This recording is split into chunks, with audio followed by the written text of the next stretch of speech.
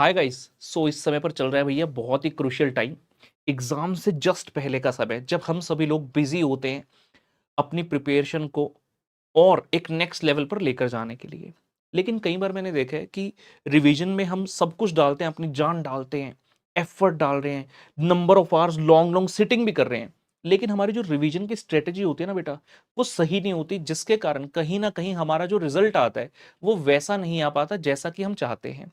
तो किस तरह से रिवीजन जो है करनी है, इस वीडियो के अंदर प्रैक्टिकल सब्जेक्ट की रिवीजन स्ट्रेटेजी को कवर करने वाला हूं। ये वही स्ट्रेटेजीज हैं जो मैंने अपने समय पर लगाई, जिसके कारण 5 बार रैंक भी लेकर आया and I got examinations with very good marks in all those papers as well. So practical subject को रिवाइज करने का एक बेस्ट तरीका क्या है? बहुत बार मैंने देखा है बच्चे क्या करते हैं, लेट्स से ये आपके पास नोट्स हैं, आपने क्या किया, आप कहते हैं अच्छा ये हाँ क्वेश्चन सही है सही है सही है, अगला पेज हाँ ये क्वेश्चन सही है सही है सही है।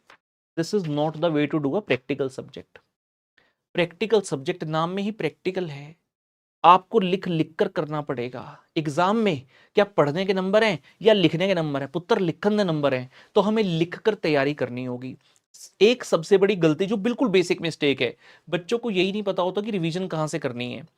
रिवीजन कहां से करनी है? बच्चे कहते हैं अरे लास्ट का टाइम आ रहा है, मॉड्यूल से रिवीजन करेंगे, आरटीपी से करेंगे। अच्छा, और यहां से नहीं करनी होती। जब आपने क्लास ली है, जिस टीचर से आपने क्लास ली है, उस टीचर ने जो नोट्स दिए हैं, अगर आपको उस पर भरोसा है तो वहीं से पढ़ना है। हाँ, अगर आप किसी ऐसे व्यक्ति के हाथ में फंस गए थे जिसने कुछ कराया धराया नहीं है, कोई नोट्स नहीं है, सब कुछ ऐसे ही था, मजा कुछ नहीं आया, उस केस में you will have to find out the alternative sources.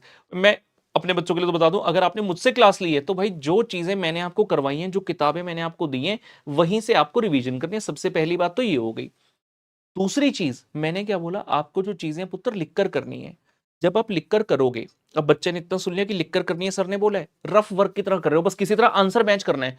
हाँ, रजिस्टर में क्या आंसर है, हाँ हाँ मैंने भी बस पहुंच गया आंसर, यस। भाई एग्जाम में सिर्फ फाइनल आंसर निकालने के नंबर नहीं है, how you have reached that answer, उस चीज के मार्क्स हैं। आपने क्या स्टेप्स कैरी ऑन किए हैं, उसके मार्क्स हैं। जब आप घर पर अपनी तैयारी कर रहे हैं, you need to make sure कि जब आप प्रैक्टिकल क्वेश्चन सॉल्व कर रहे हैं तो उसको प्रॉपर फॉर्मेट बनाकर कायदे से करें। सर कितने क्वेश्चन करने चाहिए? मैं ऐसा मानता हूं कि हर कॉन्सेप्ट का पहली रिवीजन में कम से कम एक क्वेश्चन तो करना ही चाहिए। सर कैसे पता चलेगा कॉन्सेप्ट? जैसे जब मैं पढ़ाता हूं, मैं पूरे चैप्टर को कॉन्सेप्ट वाइज डिवाइड कर देता हूं और हर कॉन्सेप्ट से संबंधित अलग अलग क्वेश्चन करवाता हूं।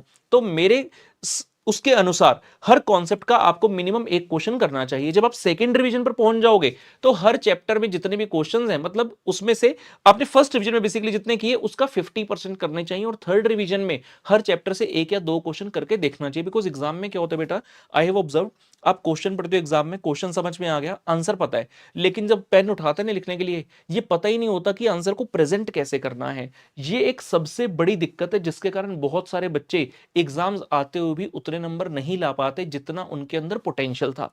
सो आप जब रिवीजन कर रहे हैं उस समय पर अगर इन चीजों को अपनाएंगे, जो टिप्स मैंने बताई है, तो डेफिनेटली आप एग्जाम में अच्छा बेटर परफॉर्म कर पाएंगे।